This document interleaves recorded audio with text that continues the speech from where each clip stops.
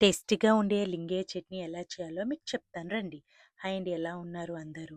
లింగయ్య చట్నీ కోసం ఫస్ట్ మనకు కావాల్సిన పల్లీలు ప్యాన్లో వేయించుకోవాలి. స్లోగా వేయించుకోవాలి స్లిమ్లో. ఇలా అంటే దాని ఉన్న పైన స్కిన్ మొత్తం వచ్చేసేయాలి. ఇలా వచ్చాక సైడ్ పెట్టుకోవాలి. అదే ప్యాన్లో కొంచెం ఆయిల్ వేసుకొని 5 to 6 గాలీస్ వేయించుకోవాలి.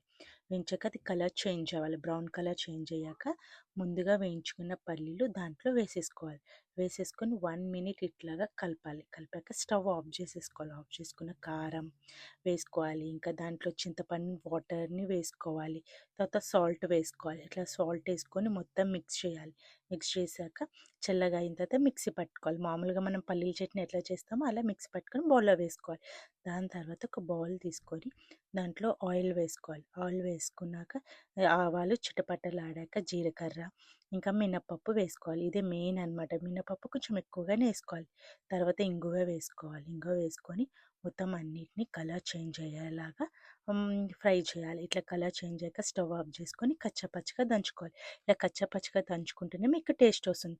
తర్వాత ముందుగా చేసుకున్న పల్లీల పచ్చులో దీన్ని మిక్స్ చేసేయండి. అంతే, లింగయ్య చట్నీ రెడీ.